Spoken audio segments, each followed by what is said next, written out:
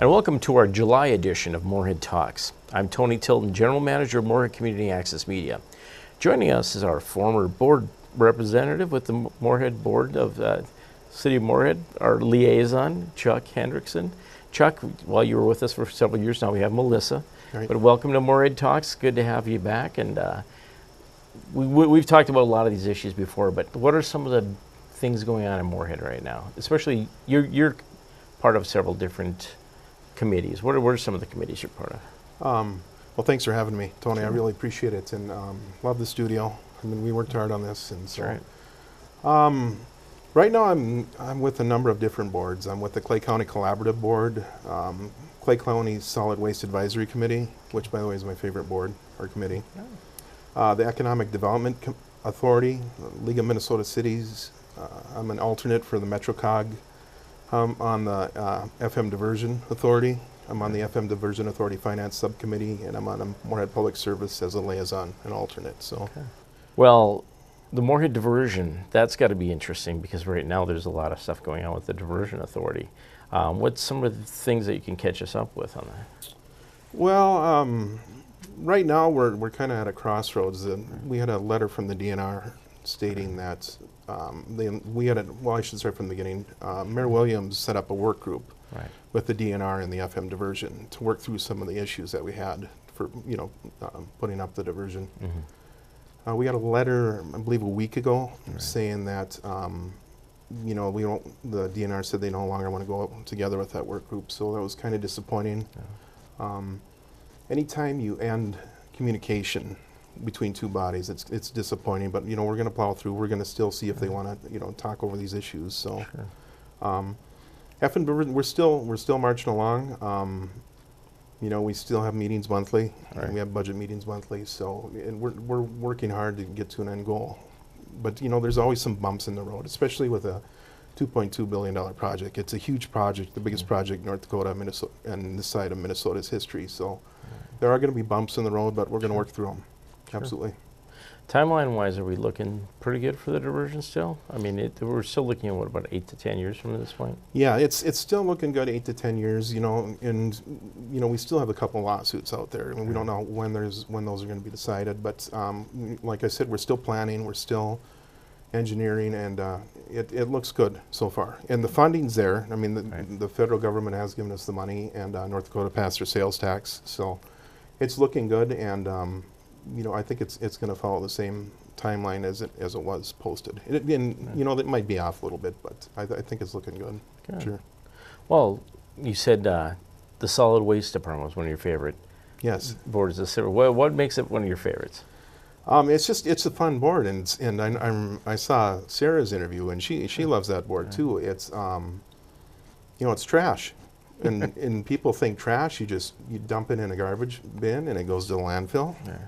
But there's so much more to it. Right. And, you have MPCA guidelines and regulations. And right now we're looking to build a new transfer, which I thought was going to be in the bonding bill this year, but it didn't make it. And we're going to look at it, hopefully next year. Okay. And we have good reason to believe it will be in the bonding bill next year. But we need a new transfer station because that went out on Highway 10 is 30 years old. So. Right.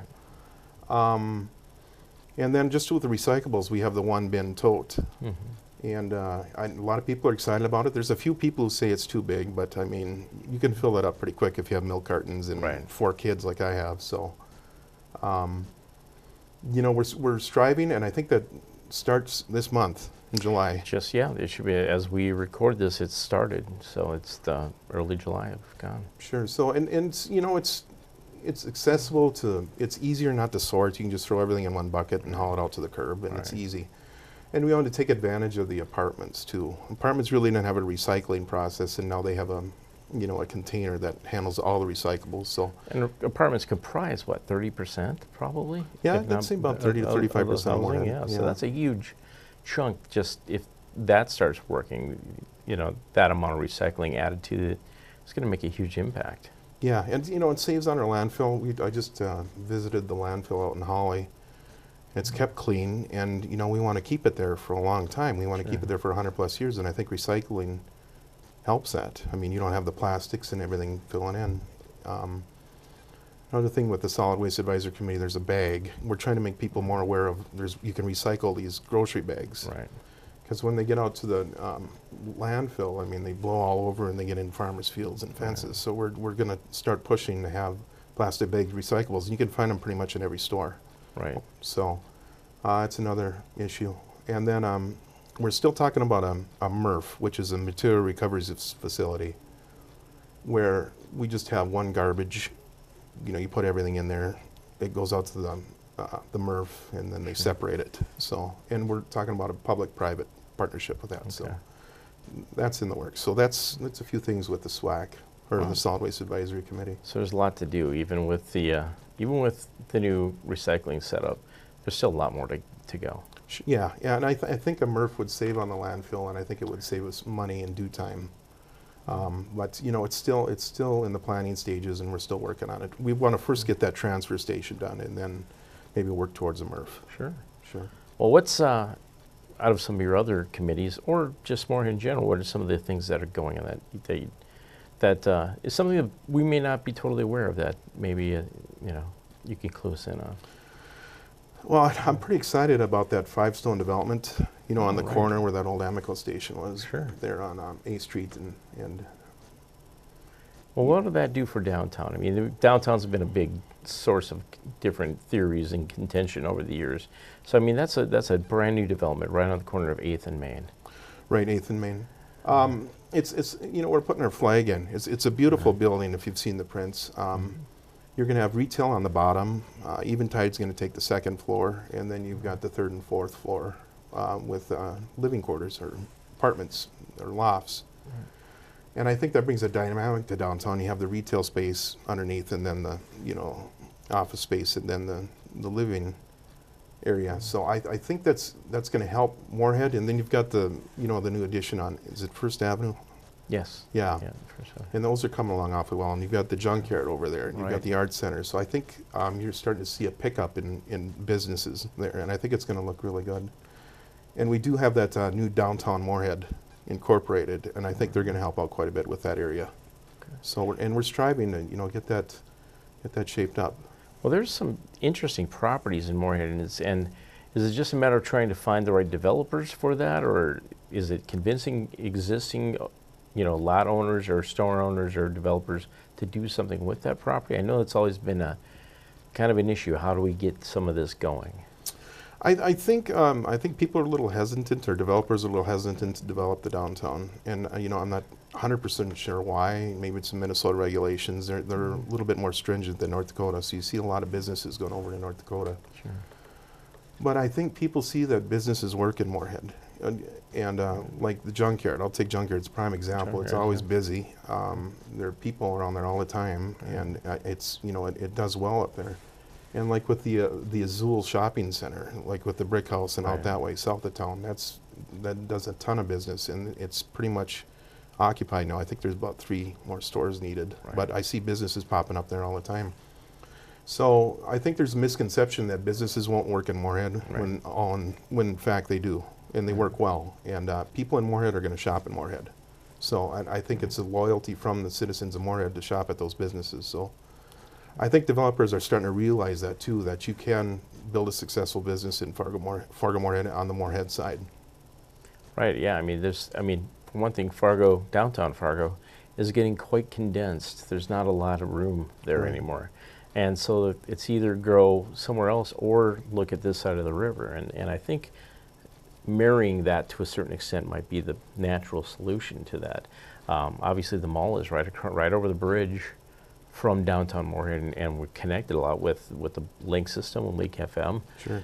So there's a new restaurant that's going to the old Sorella's location. Yeah, I'm That's not sure about the perfect. name. Yeah, but Yeah. I actually read that in the forum. Sure. There's a new restaurant going there, and Right.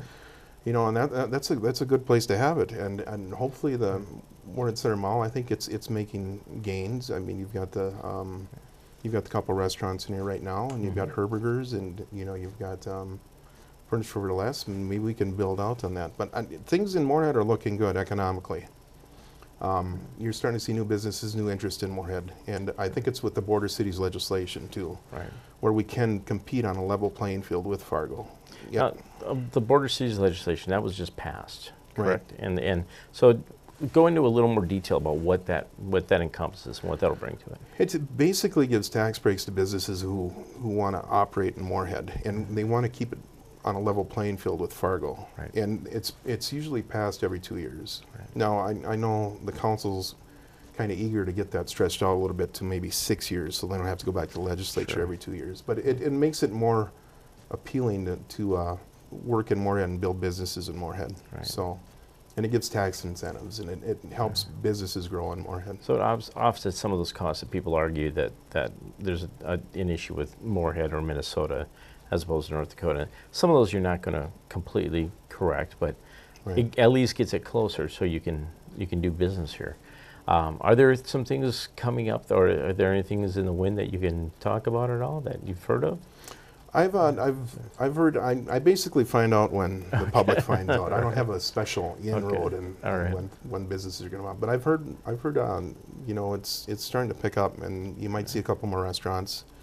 I'm pretty sure by Menards are looking at a couple new strip malls. I'm not sure if that's a concrete done. I mean, for sure, but Sure. but I think they are going to look at that area. I think that area by Menards should be developed. I mean, there's big wide open spaces. It's Talking an easy interstate access right yeah, there. I mean, easy in and easy off. I think Yeah. we could really build that up to where people wouldn't have to go to Fargo. They can come to Moorhead. right between Menards and Sanford, right over across the way. It's a great area to get some things rolling. And you know, with like Hardee's over there in Holiday, they're always busy. So Right. I think a business could sustain over there Sure. for sure. Sure. Anything else you've got coming up and that you thought about with some of the committees you're covering? No, MPS, we're still working. You know, Yeah. we've kind of had let's just say, a good relationship for the most part. Sure. But you know, we work on issues, and I'm a liaison, an alternate to the Moorhead Public Service, Sure. and Heidi Duran's the main person for the Moorhead Public Service. There's issues, but we've been working through them. Moorhead Public Service still has great rates and good electric rates, and they never go down. Like we had a power outage about a week ago. I think it lasted for 15 minutes, Right. which is That's unheard of. Pretty Yeah. good, yeah. Yeah, compared to, I mean, Excel has a lot of outages at different times, and they're still dealing with infrastructure over in Fargo, and I know that sometimes those outages go on for quite a while before they can get them done. So. And then and you start worrying, but yeah, MPS has been really good, and they're replacing mains and water mains and everything else, and they've done a really good job, and they keep the rates low. So, we were talking briefly as well about some of the League of Cities that's coming up, and I think you talked about joining the Green Initiative with that. Yeah, and actually we had that conference last week. It's down in Rochester, Minnesota. Sure. Who, by the way, I used to live in Rochester, and their downtown was struggling too. But now it's a vibrant, great place, and you've got the Mayo Clinic there and Right. the Plumber Building, and it was really hopping when we were there. And it wasn't because there was a bunch of politicians in town Right. with the League of Minnesota Cities. So, yeah, I was quite impressed, and hopefully we can get Moorhead to that stage. But yeah, I did speak with the Minnesota Green Steps cities, which is part of the Minnesota Pollution Control. Okay. And basically, what it is, it's you volunteer to become more greener. You take different steps, and they have different steps 1, 2, 3, 4, 5. And I think there's things we're doing right now, like with the single sorts and that type of thing, we'd be a level 3. So we're going to introduce that to the council and see if we can get a resolution passed where we would join that. Because I'd like to think Moorhead is a green city. We know we've got the colleges are very green, so Sure. I'd like to feed into that too. Right.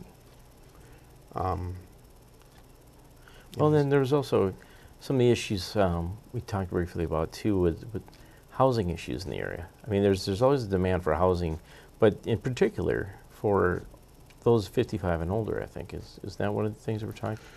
Yeah, there is a shortage of housing for 55 plus. I know of a couple apartments right now, and then you've got assisted living, but I think we need more of them. I think we need more affordable housing for that generation.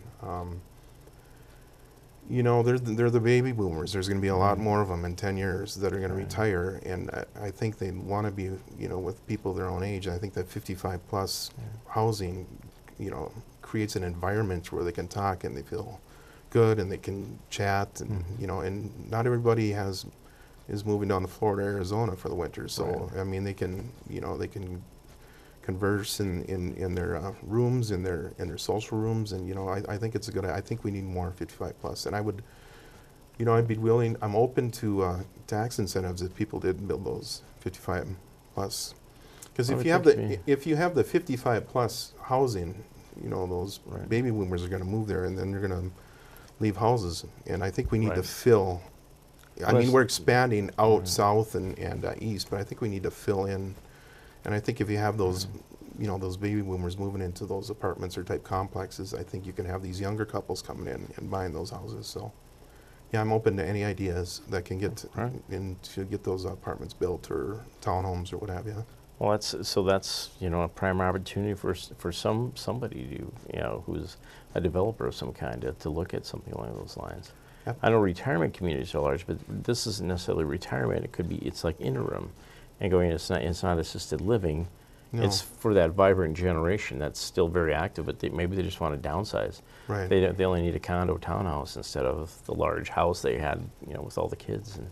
And you don't have to, and they don't have to mow lawn or do any of that. And they've got a garage they can park their car in. My mom, God rest her soul, and my dad lived in a 55 plus, and they loved it. I mean, there's a social aspect. They met in the community room. They played games. So, and I think it's needed. Like I said before, the baby boomers are coming up, and it's we're going to need to find housing, among a lot of other things. But I think housing is pretty important. So. Sure. Yet another area that Moorhead could grow into and plant its foot down a little bit. I mean, Fargo certainly has that, but Moorhead is about a third the size of Fargo, but it's growing rapidly. Like you said, it's to the south especially and to the east. Right. It's going quite a bit. How is the Oakport addition working out right now? I remember there was a lot of things going on when Oakport originally was coming on, and there was some back and forth, and then the deadline came and went, and Oakport is part of Moorhead basically. How's that progressing so far? I guess the old adage, and I can't speak for the first ward members, Mary or Sarah, but no news is good news. I haven't heard much. I haven't heard many complaints. I think they like the garbage service, the recycling service. I think we basically, when we were discussing the Oakport addition, we said we're just going to let them do what they did before, and maybe we'll add a few street lights if they want them, or pave some roads. But for the most part, I think they're pretty happy. You don't really hear much about it anymore. So, and it's a beautiful area out there. It seems like you're out in the country, but you're part of Moorhead. So I do enjoy driving out there. But yeah, I really haven't heard much. So I guess that's a good thing. No, that is and that's a good testament for future developments as well. Sure. To think about that sort of thing. If they have qualms, look at how this was handled, and with a minimum amount of fuss. Some of the predictions didn't come true. Yeah, and there's always doomsday predictions about when you're going to add a part to a city, and it just never came to fruition. I mean, we had a few complaints, but for the most part, it's been good. It's been a good transition. Absolutely. Well, looking through this summer, this is going to be running all the way through July. What's some of the things in July we can look forward to? July is always an interesting month around here with the lake season in full bloom, but people are still in town. Right. You've got River Arts, and I think there's it's Tuesdays. I'm not sure time frame. So, yeah. And of course, you got the 4th of July fireworks sponsored by the MBA, Moorhead Business Association. So that's always a good thing. And that'll be at Shields Field over at Moorhead State. Moorhead State, correct. So those are a couple things. I'm not sure, everybody takes off to the lakes around here. Right. And, but we do still have the 4th of July. We still have the River Arts. We still have things to do at the library. I know the colleges are always busy. You've got Gooseberry. That's right, Gooseberry Park Players coming out. And they always do a terrific show. You've got... later on, Bluestone with Trollwood going on. Yeah, Trollwood. Trollwood, yeah, and I think they're doing Beauty and the Beast this year. They're always doing wonderful production. Moorhead is an arts city. Yeah. And one thing I want to touch on is I think we do need a performing arts center. That's been a big thing, for both Fargo and Moorhead, and Mayor Williams and I talked about that as well. Fargo's been talking about spending $50 million on a performing arts center, or converting the Civic Auditorium, which I don't think is a great performing arts center to set up with. It would be a feather in our cap if we could get something in Moorhead. Yeah. And unfortunately, we don't have the Chester Fritz like UND has, where somebody builds it for us on a campus or something. But something along those lines, maybe we should talk to Mr. Offit or somebody along those lines. Yeah, or, you know, some of the colleges too. I mean, Moorhead State's got a terrific theater program. Sure, yeah. Concordia's got a terrific music program, and I'm an alumnus of Concordia, and I sang in the choir. Sure. And when we sang in the choir, we sang in the gym, and it's one of the best collegiate choirs in the world. It would be nice to have a venue where we you could do that. yeah, do the Christmas concerts and all that type of thing. Even though the gym's not bad, but Sure.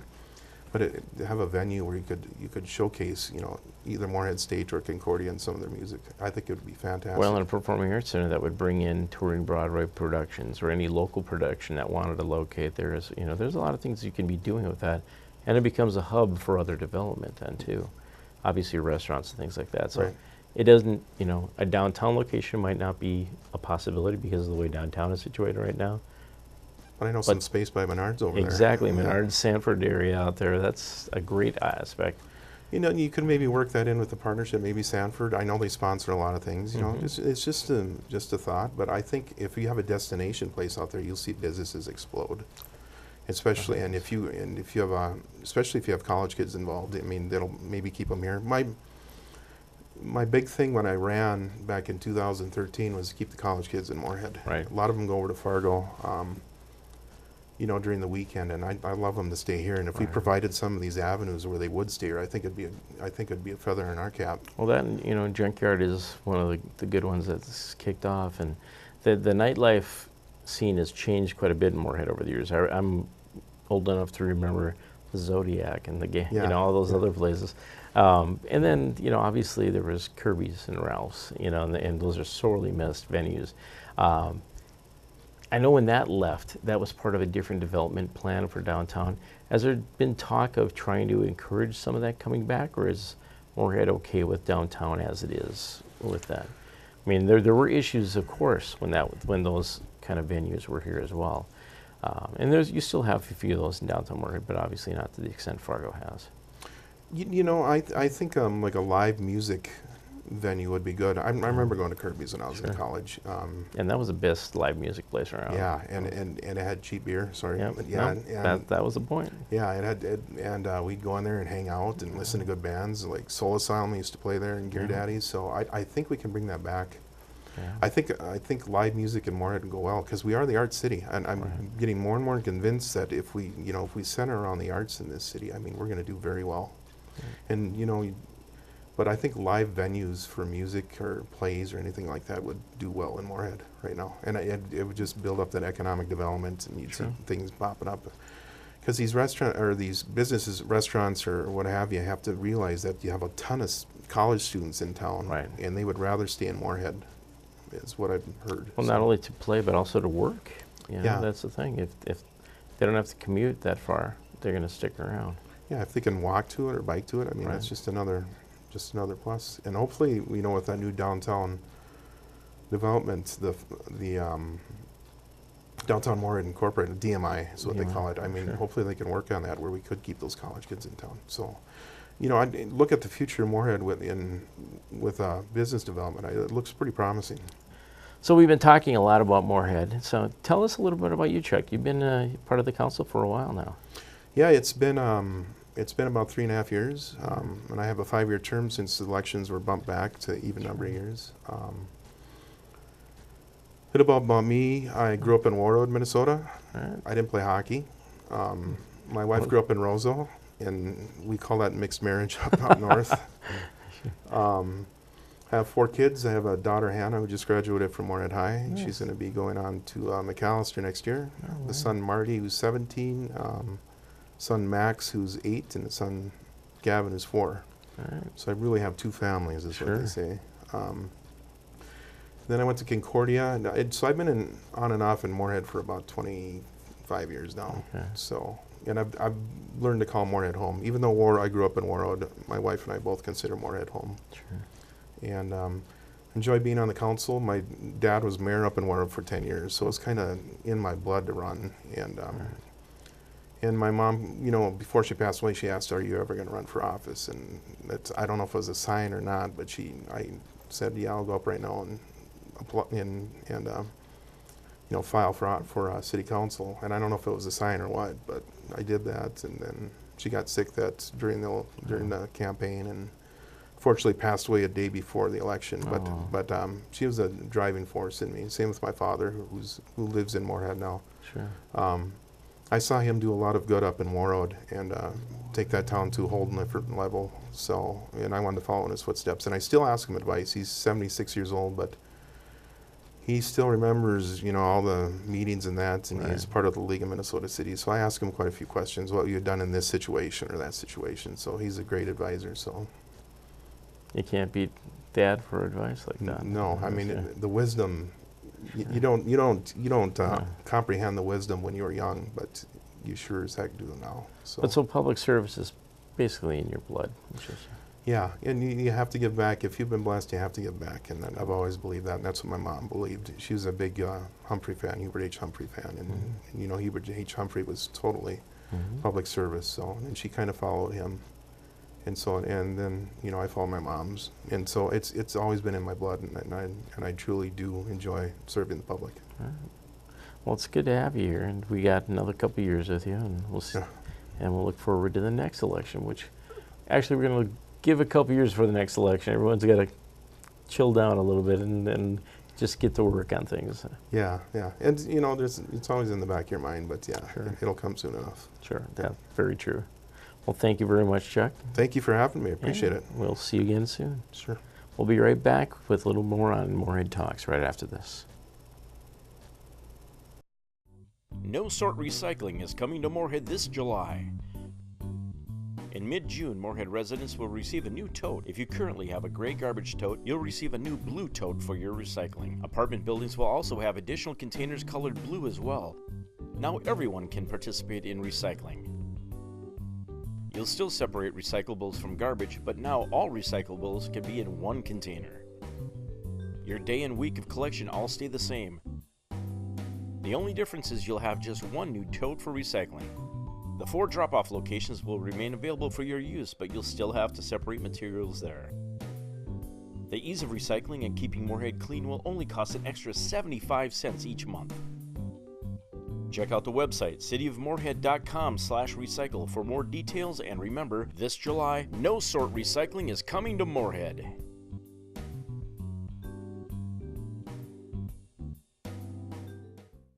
MCAM is Moorhead Community Access Media. MCAM broadcasts the governmental and public access channels for Moorhead and also features full video and media production for you. Individuals and businesses can take advantage of low-cost media production and help support MCAM's public outreach. Featuring classic TV shows and movies and local programs, instructional and religious shows, music, and public announcements. MCAM has something for everyone. Access your community with Moorhead Community Access Media. MCAM. MSUM has long been the region's go-to place for classic summer cinema. Moorhead State's summer cinema program began over 40 years ago with Ted Larson, then followed with Rusty Castleton, and continues now under MSUM and Tom Brandow and Kaya Christensen, as well as several other MSUM professors. I recently spoke to Tom about the history of Moorhead State University, or MSUM's summer cinema program. Well, we've got our 41st summer cinema season coming up. It runs from July 10th, which is a Monday. It's always on a Monday evening, and it goes through July 31st. So we have 4 Monday nights in July, summer cinema.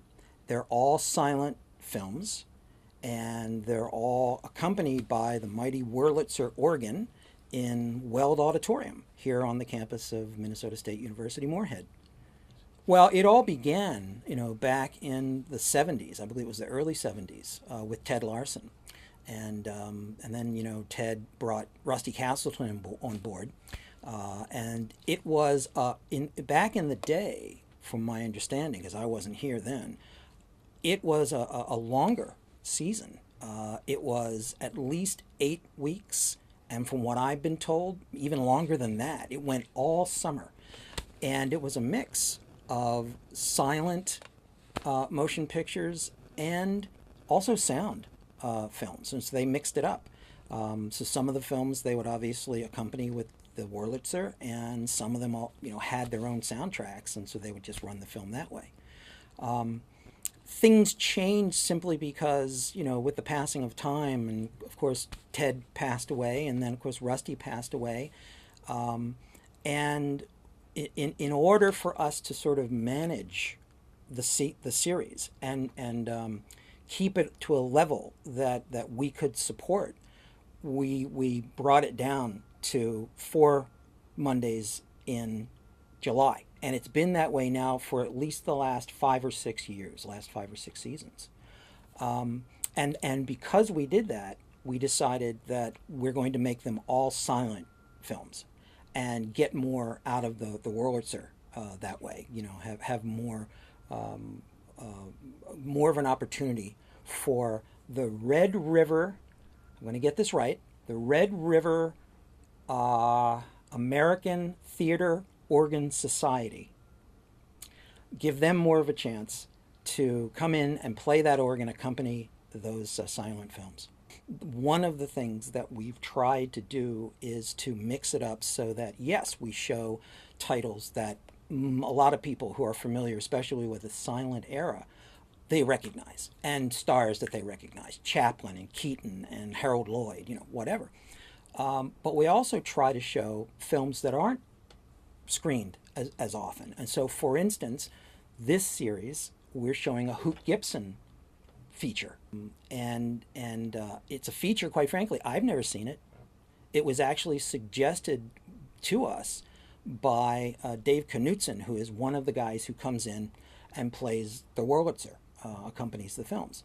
And so, yeah, I was like, let's do it. That sounds great. A Western would be great. And along with that, what we decided to do is to show a Western short comedy. So we're showing Keaton's The Paleface. And, because it goes hand in hand. That kind of thing. Yeah, absolutely. Well, what are some of the other ones then? Well, okay, so we've kind of broken it down into, 4 different themes, so to speak. So on July 10th, the theme is funny business. And so the idea is that we're showing filmed short comedies that deal, in one way or another with business. So, for instance, we're showing Charlie Chaplin's The Pawn Shop, which is a classic. And it's basically Charlie running a pawn shop and all of the hilarity that ensues, from that. We're also showing Keaton's The Blacksmith. Again, pretty straightforward. I mean, he's a blacksmith. He's got a business. He's trying to make a go of the business. And all sorts of things happen. There's one scene in particular where he basically dismantles a car. And there was really nothing wrong with it when the guy brought it in. But by the time the guy comes to pick it up, it's in shambles. So, and then we're showing Harold Lloyd's Never Weaken. And the storyline behind that one is he's working for, he's got a boss. He's in love with the boss's daughter. He's trying to convince the boss's daughter that he is a good match for her. And so he's trying to be the best employee that he can be.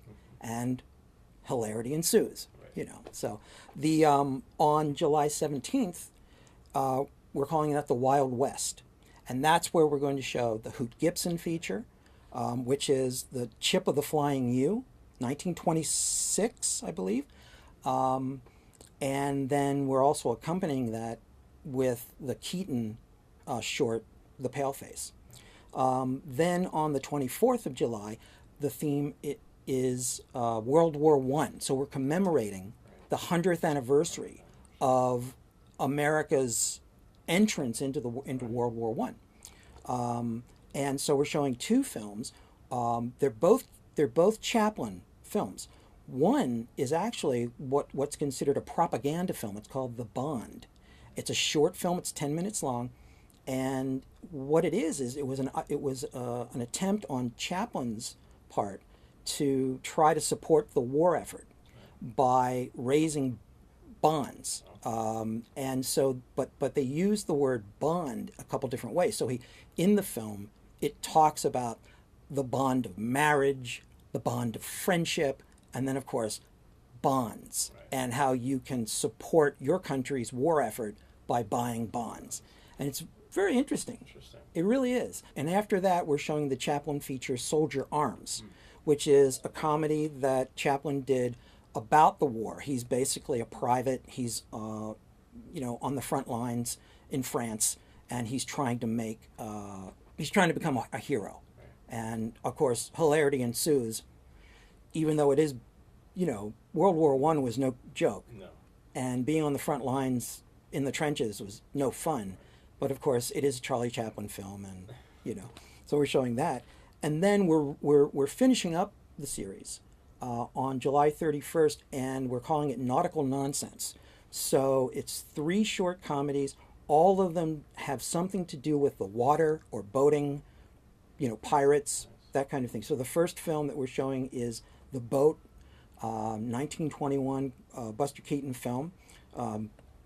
Buster builds a boat, and it's about all of the funny things that happen in the process of him trying to finish the boat, launching the boat. It's a classic scene where he actually launches the boat. Yeah. And then Harry Langdon, who is, someone that we don't see as much Langdon. Right. Harry Langdon was, in some ways almost like considered the 4th genius, so to speak, after Keaton and Lloyd and Chaplin, and then usually it's like Langdon. And we're showing Harry Langdon's Shanghai Lovers, 1924. And it's basically Harry is trying to, it's his wedding day, and part of it takes place on the water, and things go wrong, and so. And then the last film that we're showing that evening is Harold Lloyd's Captain's Kids, 1919. And again, there are pirates involved, and it's just a really fun little short. So one of the things that we obviously have tried to do over the years is pull in new audiences, because the reality is the folks that have been coming out for years and years and years, they get older, frail, they can't come out to these events as much as they used to, or they pass away. And so we're always looking to replace those missing people with newer crowds and younger crowds. And so we have seen sort of a change, a shift. The majority of the people who do come out are still seniors and folks that are like middle-aged, But what's encouraging is that over the course of the last few years, we have been seeing more 20-somethings, college students that come out to support, the series. And as far as the numbers go, the numbers have been, pretty good consistently. I mean, obviously, we'd love to fill Weld. And it's been my understanding from stories that I've heard that back in the day, they did. I mean, they had like 150 people consistently every single screening, and we're happy these days if we see 50, 60, 70, and consistently we do. I know that the last performances, the last screenings from the last 2 seasons, I know we've had at least 100 people show up, and that's pretty good. That is pretty good. For silent films. Right. That's not bad. So, but there has been a change, and we're trying to keep up. Yeah. We're trying to get more people to come in. To that purpose, we have been trying to skew more towards comedy. We don't show as many dramas as we used to, because quite honestly, people love comedy. Right. And kids love comedy. Yep. And so if you're really going to get them hooked, I think you got to show them some Chaplin and Keaton and Lloyd and those comedy shorts, and they're great. I mean, I think everybody can appreciate at any age level really good silent comedy. Yeah. It still works, and we're talking about it's over 100 years now since many of these films were produced, and it still works.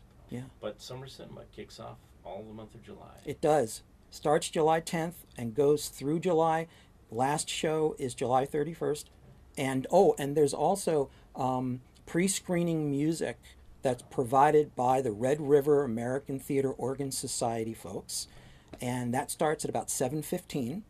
The show itself will start at about 7:30.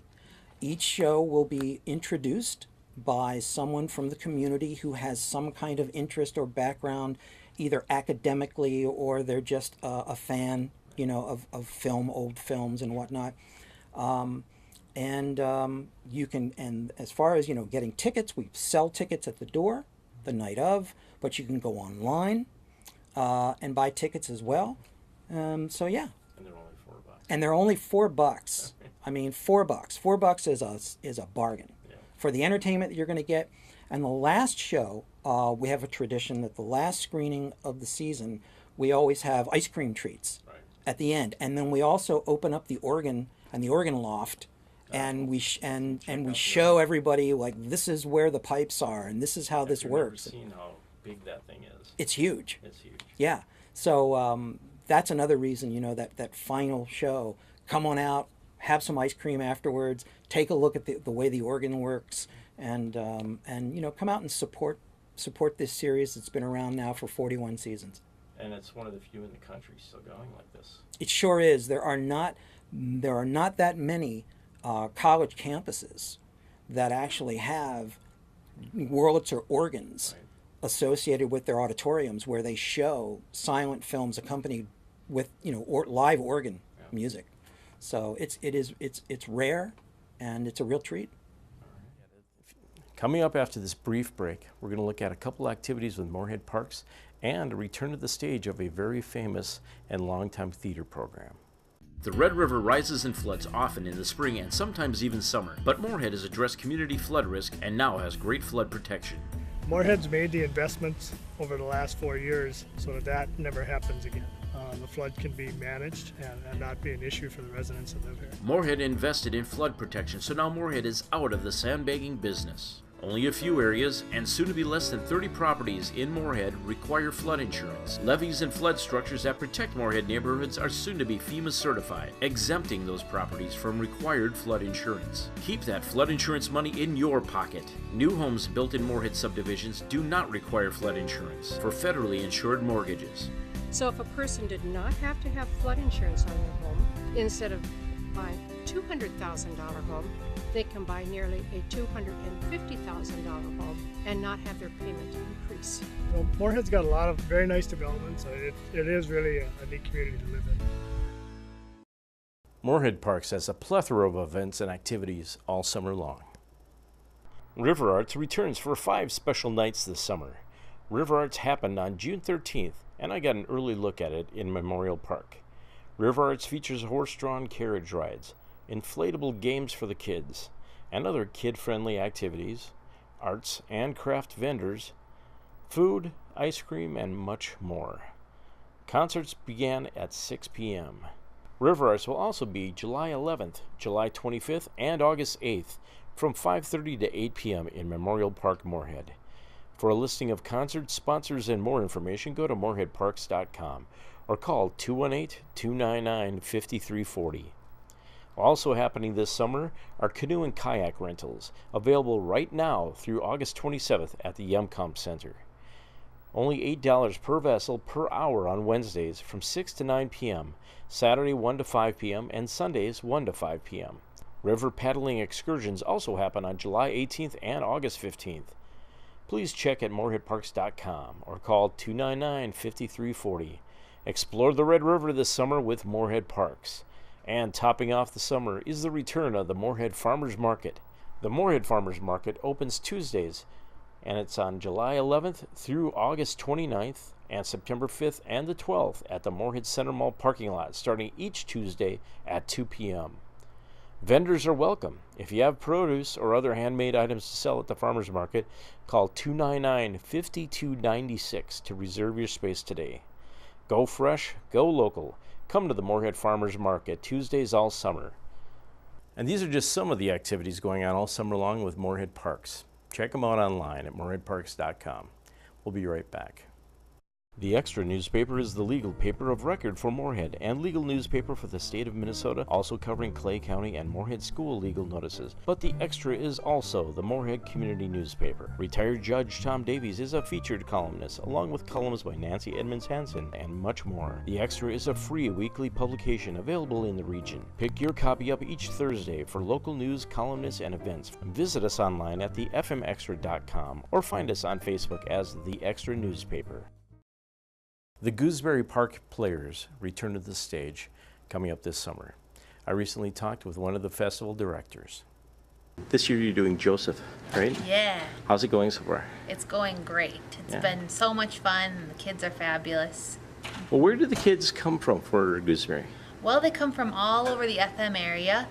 This year we actually have kids from 17 different area schools. What are the ages that you work with on this show?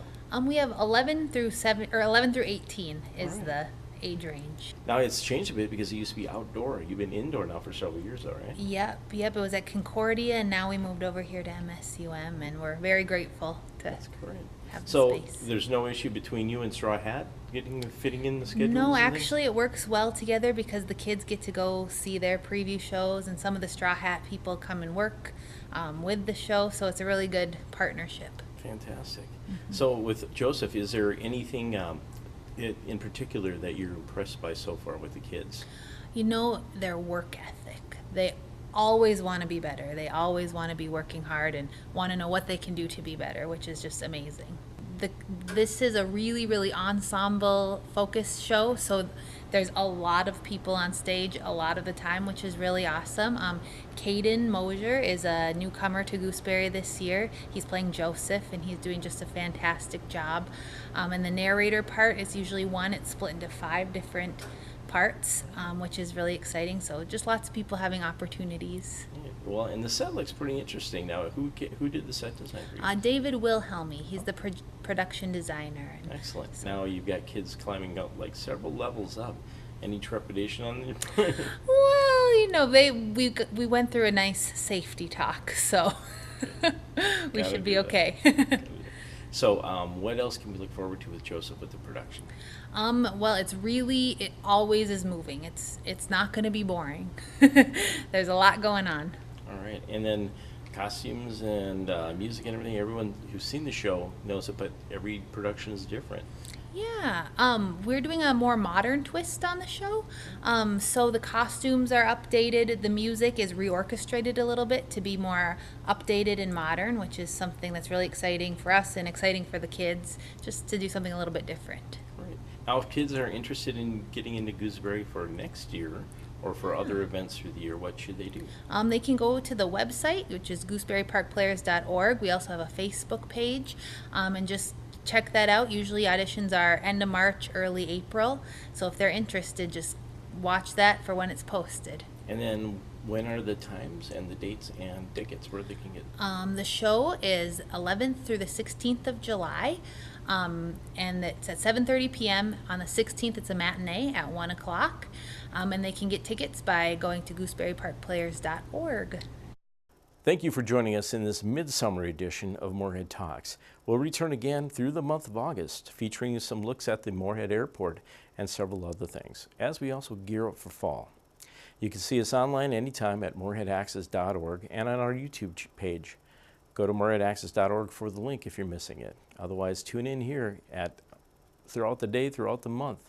We're on both Channel 12 and 99 on Midco, and 58 and 69 on Cable 1. Thank you.